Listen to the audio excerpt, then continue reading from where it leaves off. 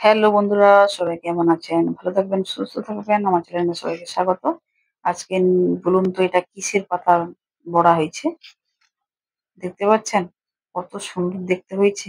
খেতেও কিন্তু দারুণ হয়েছিল। একদম লাল, লাল, একদম কুড়মুড়ে ভাজা হয়েছে। এবং এই বড়াটাকে দেখেছেন বড়াটা? এই বড়াটাও দারুণ হয়েছিল। একদম লাল। এত সুন্দর হয়েছে, দারুণ, দারুণ হয়েছিল। তাহলে গেস করতে পারছেন না পারছেন না? তো বলেই দিই, আসুন। এটা হচ্ছে লাউ পাতার বড়া। লাউ পাতার বড়া করার জন্য আমি এখানে পেঁয়াজ নিয়েছি, রসুন নিয়েছি, আদা নিয়েছি এবং আতপ চাল আর মসুরির ডাল। আতপ চালটা আমি এখানে একটু বেশি নিয়েছি, মসুরির ডালটা একটু কম দিয়েছি। দুটোকে একসঙ্গে ভিজিয়ে রেখেছিলাম এবং লঙ্কা দিয়ে এটাকে একটু পেস্ট করে ফেলবো।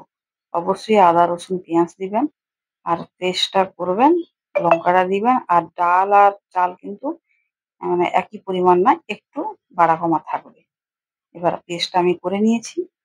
এখানে লবণ দিয়ে দিলাম, কিছু মসলা দিব, হলুদ দিয়ে দিলাম, ধনে গুঁড়ো, জিরে গুঁড়ো, লঙ্কার গুঁড়ো সব দিয়ে এগুলো সব দিতে হবে। তো দিয়ে একটু ভালো করে একটু তেল দিতে হবে, সাদা তেল দিয়ে করে ভালো করে কিন্তু ফিটাতে হবে। ভালো করে ফিটাতে হবে। দেখুন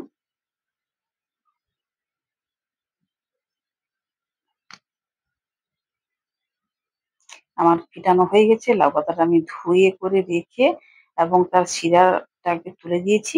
ওটা আমি দেখাতে পারিনি, ক্ষমা করে দিবেন। এই যে লাউ পাতাটা নিয়েছি, এখানে এই যে ভালো করে এইভাবে দিতে হবে। এইভাবে সুন্দর করে একদম চারদিকে ছড়িয়ে দিতে হবে। খেতে এত দারুণ হয়। আর খাবেন অবশ্যই গরম, গরম খাবেন। ঠান্ডা করে খেলে এর মজা পাবেন না। এইভাবে ভাঁজটা করে ফেলবেন। ভাঁজটা করে আবার এই পাশে লাগাবেন। অনেকে পুর ভরে করে। তো পুর ভরার থেকে আমার মনে হয় এটা খুব টেস্ট হয়ে যায়। আমিও এর আগে পুর ভরা করেছিলাম কিন্তু অতটা টেস্ট পাইনি। কিন্তু এটা যেভাবে টেস্টটা পেয়েছিলাম। এইভাবে সব ভালো করে আরেকটা ভাঁজ দিয়ে দিবেন, তাহলে দেখতেও ভালো লাগবে। আমি চারদিকে এখন লাগিয়ে দিলাম। একদম আলতো হাতে লাগাবেন সুন্দর করে।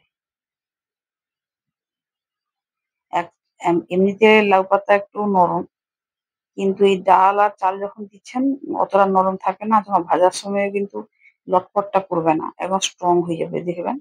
নিজেরা যদি ভাজেন তাহলে বুঝতে পারবেন কতটা ভালো হয়েছে। এইভাবে পুরো আমি চাদর ঘুরিয়ে দিলাম, একদম একদম মশলা মাখিয়ে একদম মানে ফেসিয়াল পার্লারে গিয়ে ফেসিয়াল করে দিলাম। দেখুন সব আমার ফেসিয়াল হয়ে গেছে। দেখতে পাচ্ছেন? একটু মজা করে ফেললাম। এই যে এবার আমার তেল গরম হয়ে গেছে। তাওয়াতে তারপর তেল গরম হতে আমি এবার দিয়ে দিলাম। খুব হাই গরম করবেন না। আর এটা ভাজার সময় একদম হাইতে বেশি রাখবেন না, তাহলে পুড়ে যাবে। এরকম লাল, লাল আসবে না। একটু মিডিয়াম রাখবেন। দিয়ে ভালো করে ভাজবেন। ধৈর্য ধরে সময় নিয়ে ভাজবেন। দিলে তো খেতে ভালো লাগবে। এই যে এবার দেখবেন কালারটা কেমন এসছে। দাঁড়ান উল্টে দেই। এই দেখুন, দেখেছেন? দারুণ, দারুণ কালার। উফ! আর যদি কম পাতা থাকে তাহলে মাঝখান দিয়ে কেটে দিবেন। মাঝখান দিয়ে কেটে দিয়ে ২ পিঠ করে ফেলবেন। সেটাও ভালো হয়। আমাদের বেশি পাতা ছিল না। আমি মাঝখানে অনেকগুলো কেটেও দিয়েছি। আর চেষ্টা করবেন নরম পাতা নেওয়ার জন্য। এইভাবে এপাশ-সেপাশ করে লাল, লাল করে ভেজে নিবেন। দারুণ লাগে। গরম, গরম পরিবেশন করবেন। কি ভালো লাগে গরম, গরম খাবেন। ঠান্ডা করে ফেলবেন না, তাহলে ভাল লাগবে না। আমি যে ব্যাটারটা করেছিলাম সেখানে কিছুটা ব্যাটার আমার বেশি ছিল। সেখানে একটু লঙ্কা কুচি আর পেঁয়াজ কুচি দিয়ে এই যে এই বড়াটা করে ফেললাম। এই বড়াটাও যে খেতে এত দারুণ লাগছিল, ডাল আর চাল, আদা, রসুন, পেঁয়াজ দিয়ে আর কাঁচা লঙ্কা একটু কুচিয়ে দিয়েছি আর পেঁয়াজ একটু কুচিয়ে দিয়েছি। ওইটা দিয়ে যে করলাম এটাও যে কি দারুণ লাগলো খেতে, মানে এটাও দারুণ দুর্দান্ত হয়েছিল মোটামুটি। এইজন্য এটাকেও ফেলে দেইনি। আমি বললাম একটু বড়া বসিয়ে দিই। দারুণ হয়েছে, করে দেখবেন ভালো লাগবে।